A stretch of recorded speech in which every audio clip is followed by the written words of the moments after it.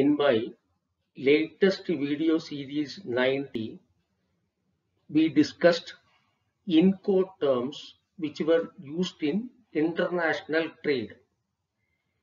Today, let us understand the investment cycles happening in a manufacturing firm. There are two types of cycles which are happening in a manufacturing firm: capital investment cycle and operating cycle. Today, with this video series 91, let us understand the capital investment cycle. Any business which are engaged in trading or manufacturing needs two types of investments: investment in fixed assets followed by investment in working capital. Working capital means current assets. So the first investment that is happening in a trading or manufacturing firm is investment in fixed assets. Examples could be investment in land and building, plant and machinery, furniture and fixtures, vehicles, etc. Upon completion of the investment in fixed assets, the second investment that is required is in current assets. The major two items of current assets are inventories and accounts receivables. In case of a trading firm, inventory means finished goods which the trading firm purchases for the purpose of sale. In case of a manufacturing firm, the investment in inventories means the manufacturing firm purchases the raw materials, converts that into semi-finished goods, further processing converts the semi-finished goods into finished goods. So the inventories in a manufacturing means the investment in the raw material, semi-finished goods and finished goods.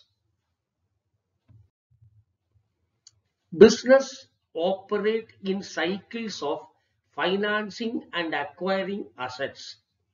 There are two types of cycles. One is a long-term cycle and another is a short-term cycle. The long-term cycle is capital investment cycle, or is also called as a long-term cycle. While this video series 91, let us learn more about the capital investment cycle. The capital investment cycle is the time the business takes from the acquisition of each fixed asset to its eventual retirement from use or disposal by way of sale. The business acquires a fixed assets, uses it to process the raw material, converts that into finished goods. Without the help of the fixed assets, this conversion may not be possible. The fixed assets has got a life. Once that life is over, it has to be retired and disposed of by way of sale as a scrap. To invest in the fixed assets or purchasing the fixed assets, either the cash is required or credit is required. When I say credit, it means borrowing. Cash or credit is required to start the capital investment cycle. Throughout the cycle, the asset requires further cash or credit to maintain it and service its financing. At the same time, use of the asset, that is the fixed assets, generates cash for the business. For the acquiring, you need either borrowing or you need cash. Similarly, to repair or maintain the asset, to generate cash, it again requires cash or credit. The fixed assets must be regularly maintained and sometimes repaired. The extent of such maintenance affects the asset's life. Regulatory pressures may also play an important role in the requirement for capital investment and its cycle. Such pressures might include environmental or health and safety legislation issues. Investment required to set up an effluent treatment plant or erection of chimneys or planting of trees are examples of such investment. The regulatory pressures force the business to do these investments. Business require many different fixed assets and each has its own cycle time defined by the nature of the asset and how the business uses it. Let us look at the PVC pipe manufacturing unit, which is the simplest possible manufacturing process. The life cycle of an extruder machine may be different from the life cycle of a feeder machine or that of a cutting machine, which are all used in the same plant to produce PVC pipe. Here the process is explained. The hopper, extruder, dies, vacuum sizing chamber, water cooling bath, pull-out assembly, reheat station, and cutting unit are all needed to produce PVC pipes. The life cycle of each of them are different. Here we have some pictures, the land and building, the extruder machine with a hopper, the third one is the cutting machine, fourth one is the stacking machine, fifth one is the raw material, that is the PVC granules, and the next one is depending upon the product color, chemical colors have to be added to the basic raw material to color it. And finally, the finished goods, PVC pipes are produced and stacked. The asset may not on its own generate cash inflows, but may do so in conjunction with other assets and also in conjunction with the business's operating cycle. That is, one machine extruder alone is not sufficient to produce PVC pipe. We need a feeder machine. We need a cutting machine. We need a cooling bath. And ultimately, not only that we need different types of machines, we also need the support of the operating cycle. That is, we need the raw materials which with the help of different machines get converted into semi-finished goods and then to the finished goods. That means there are a series of machinery. One depends on the other to complete the process, and we also need the raw material to ultimately produce the desired product. What factors need to be considered while appraising a credit proposal? 1. Identify the critical machine without which production is not possible for the business.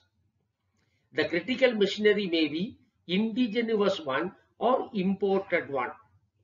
Ensure availability of spare parts and availability of service personnel in the nearby locality for the imported critical machinery. If the critical machine becomes too old to give the output intended, or if the imported machinery stops functioning on account of non-availability of spare parts or service personnel, disruption in the investment cycle may happen, which in turn may affect production, sales, and cash inflow. What the credit appraisal department need to observe? 1. Understand the manufacturing process. 2. Identify the critical machinery in the product line. 3. During inspection, verify and ensure that all the machinery in the production line, and in particular the critical machinery, are functioning properly. Make sure to verify the schedule of fixed assets when scrutinizing the balance sheet. This schedule will furnish details of machinery disposed of and added during the period of the financial year. Seek explanation from the business the need for disposing of or adding any new machinery. If machinery of large value are added, find out the source of finance to decide on the debt servicing ability of the business. When analyzing the profit and loss account statement, compare the repair cost incurred on fixed assets between different periods.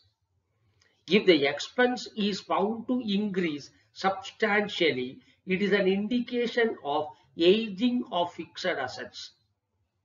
Call for the actual production data, and if it remains stagnant or shows a declining trend, it substantiates the stand that fixed assets have run its life and may require replacement. Alternately, it could also be an indication that business is losing its market share. When the machinery has run out its life, end of the cycle of fixed asset, the fixed assets have become obsolete.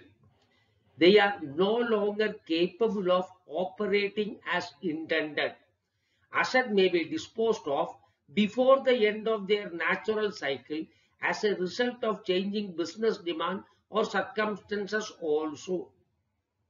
That is, the machinery is still functioning, but a change in technology or a change in product or availability of a substitute product may force the business to dispose of the machinery, even if the machinery still has life left behind.